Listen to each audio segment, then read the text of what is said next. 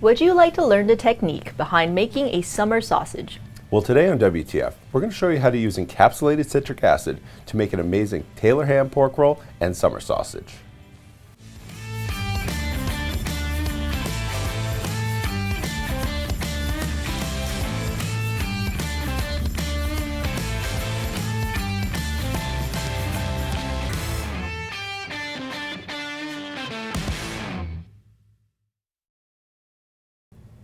Hello and welcome to WTF, where we transform food here in the Modernist Pantry Test Kitchen. I'm Chef Scott Guerin. And I'm Janie Wang, one of the owners of Modernist Pantry.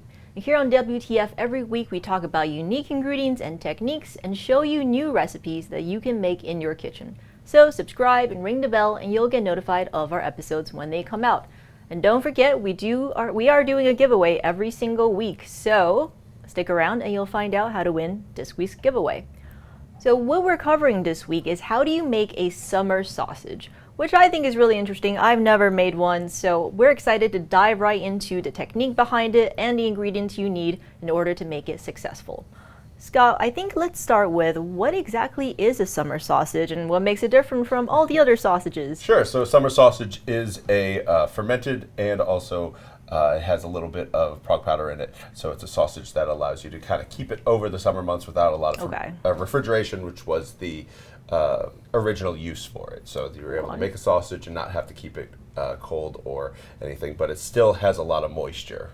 So it's not like a dried piece of charcuterie, it's moist. All right. Okay. And for people who haven't made sausages before, can you go over the steps on how exactly do you make a sausage? Sure, and we're actually going to show it, pretty much all of it here today.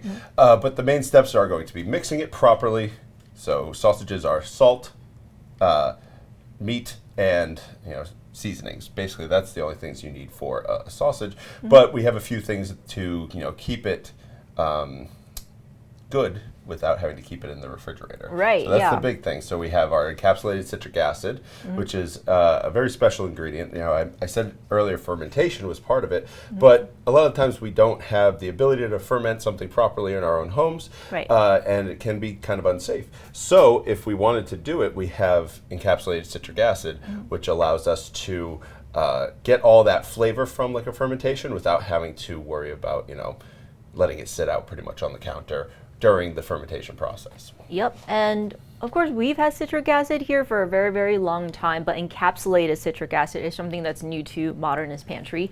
Can you talk about how is the encapsulated different from a regular citric acid? Can you substitute if you're like, I just don't happen to have encapsulated on hand? No, you can't. All right. So if you just had citric acid, if you were to put this in directly with the meat, think of it like ceviche. It cooks it, right, almost immediately. So if you add a lot of acid to a meat, it will start to cook it. So if you do that to a sausage, it's going to cook it before the proteins get pulled out by the salt, the cure happens, all that, it will start to be cooked, which makes for a grainy sausage. So it'll be very grainy, the fat will purge out, it won't emulsify, it basically ruins it. Right. So the reason why like a fermentation works is that all that happens before any acid is added.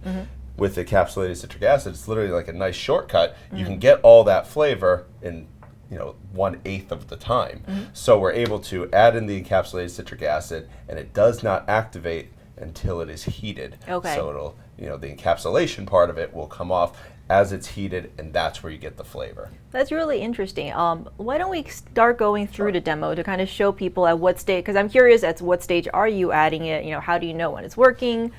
How do you know that you're doing it correctly? Great, so let's get into it. We have a very small batch sausage here. So put this down in there, and we're going to add in basically this part right here is going to be our emulsification, everything that we really need to make the sausage. The rest is going to be our spices.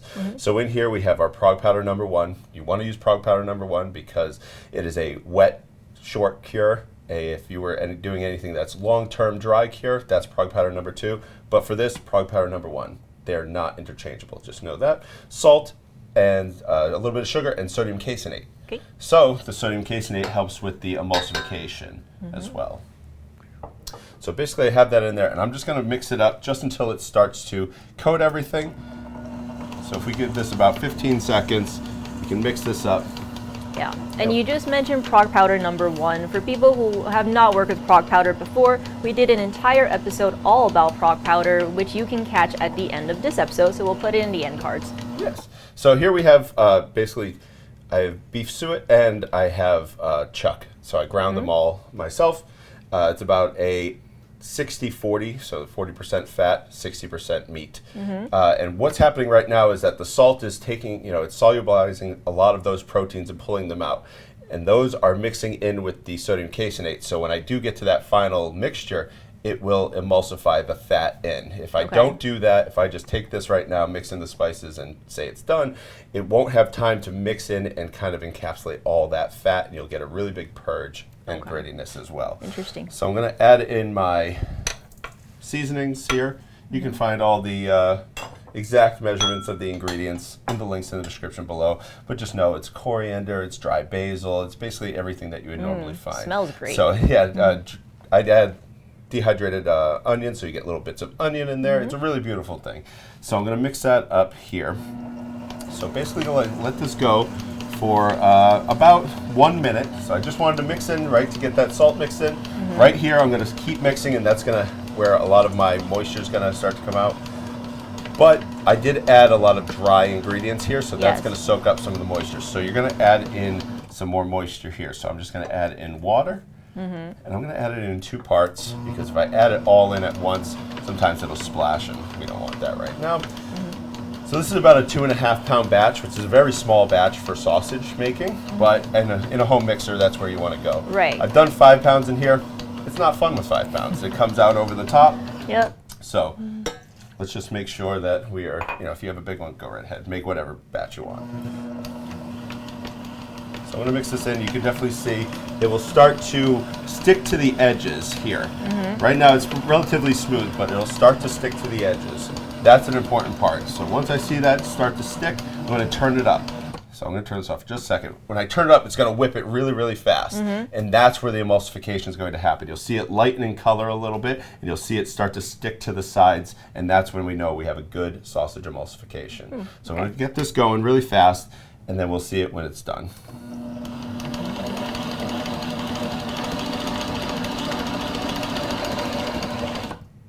All right, so as we can see, if I pop this off right now, a lot of it is sticking together, and it's really bound really well. That's a good thing. That's a good sign.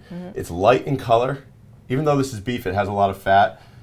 So you want to make sure that that fat is encapsulated. But if I just pop this off really quick, you can see how it's kind of stuck to the edges here. It's really like it's leaving that kind of that filmy layer. Exactly.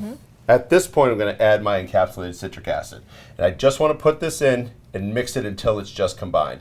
You can take this out if you're nervous about doing it in your mixer. That's totally fine. But you can take it out and you can mix it by hand. I've done it quite a bit. Actually, in our Instagram video, we did it by hand. So either way works. But I just want to mix this in until you see it fully incorporate, and that's it. If you leave it in here too long, it's going to crack some of that encapsulation off. Cook your meat, and then it'll be ruined, right? So I'm just going to mix it in.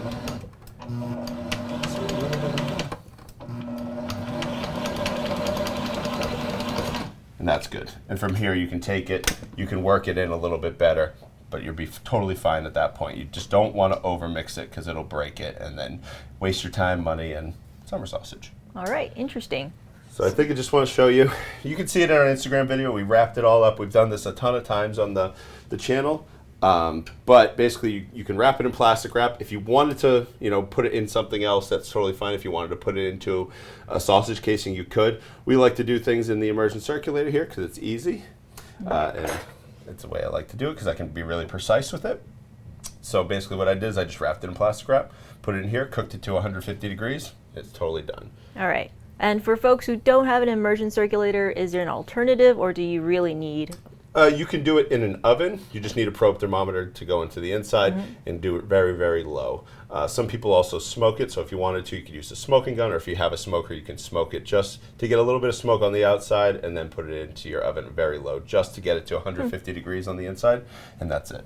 Okay, perfect. Well, we'll be right back with a more plated version of this, and of course, we'll be talking about this week's giveaway. Right.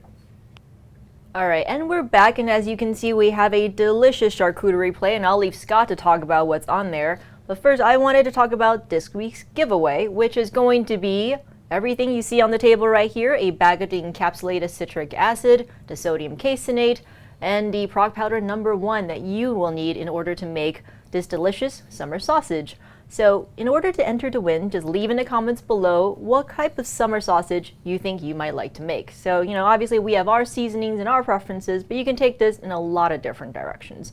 And I think that actually takes me back to my next question, which is, if they're like, hey, this is a great starter recipe, but I want to customize it, I want to make it my own. I'm using prog #1, how long do I need to leave it for? And how much of this do I really use if I want to start experimenting? Sure. I would always just take a base recipe and then you can alter it from there. Best thing you want to do is make sure that you have the correct amount of salt, sugar, encapsulated citric acid in this case, and prog powder. Once you have that to the amount of meat, you're going to be good.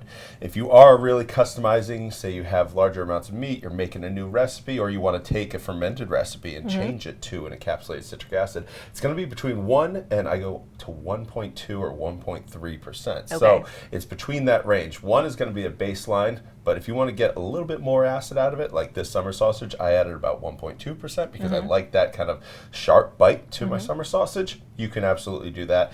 Don't go much higher than that. You don't want it to be like overbearing, right? You don't want that big pinch of acidity, when you eat it. But around that range is going to be perfect for your summer sausage. Yeah, and I think one step that we didn't show, and I don't know if it's necessary, which is that it looks like from the way that we're shooting it today that you mixed it and then you popped it into the sous vide.